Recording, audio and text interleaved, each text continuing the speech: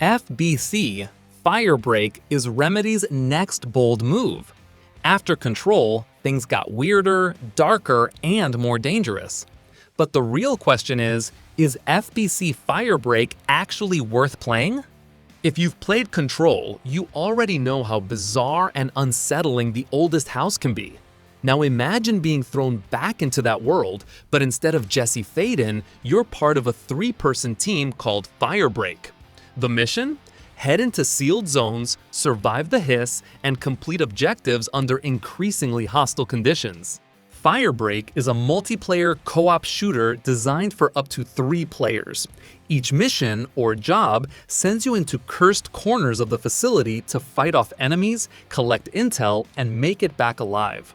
It's got a clear extraction shooter format, but it's all wrapped in that surreal, shifting environment Remedy is known for. Right from the demo, you can sense how tightly tuned the mechanics are. Shooting feels weighty and responsive, and enemies, especially the hiss, come at you in terrifying, unpredictable waves.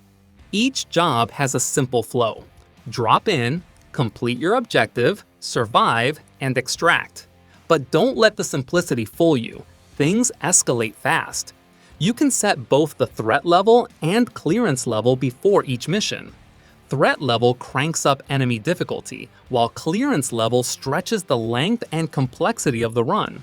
Set both to high, and you'll find yourself scrambling for survival in a 30-minute gauntlet where anything can go wrong at the last second. Even more intense is how the environments lull you into a false sense of calm. One moment, everything is quiet. The next, you're surrounded. You'll need to use healing showers, ammo stations, and pure teamwork to stay alive, and those resources aren't always where you expect them. The game gives you 3 main loadouts to choose from before each mission, and they do a great job of letting you define your playstyle. Whether you want to heal, tank damage, or burn through enemies, there's a loadout for it. These aren't rigid classes either. They're customizable mid-run. So if you're playing solo or in a duo, you're not locked out of tools or tactics. This flexibility is crucial, especially when you're experimenting with builds like combining a healing humidifier with a teapot flamethrower for crowd control. Between missions, you earn XP and currency.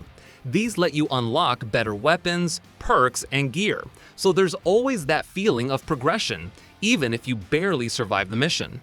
One thing FBC Firebreak nails is the atmosphere. The oldest house continues to be one of the most unsettling locations in any video game. Environments constantly shift. Hallways seem familiar until they aren't. Lighting changes. Creatures crawl out of nowhere. It's horror, but it's strategic horror.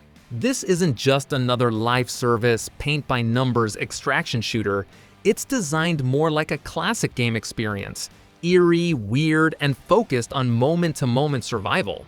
There are clear influences from Hunt, Showdown, and Helldivers 2, but Firebreak doesn't try to clone them. It has its own rhythm. But here's what might hold you back. If you were hoping for more of Control's story-driven gameplay, this isn't that. Jobs mostly follow the same structure. Go in, survive, extract. Over time, it could get repetitive without variety.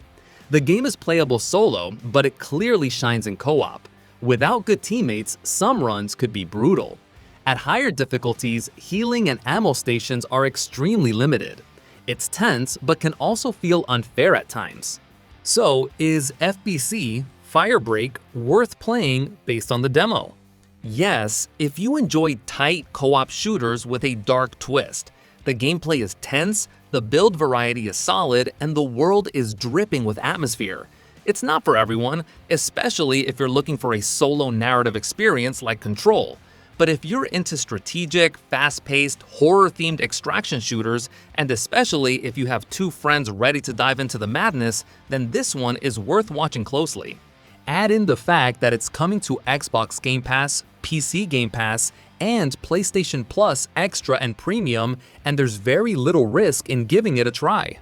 FBC Firebreak might not be breaking the genre wide open, but it's definitely lighting a fire under it.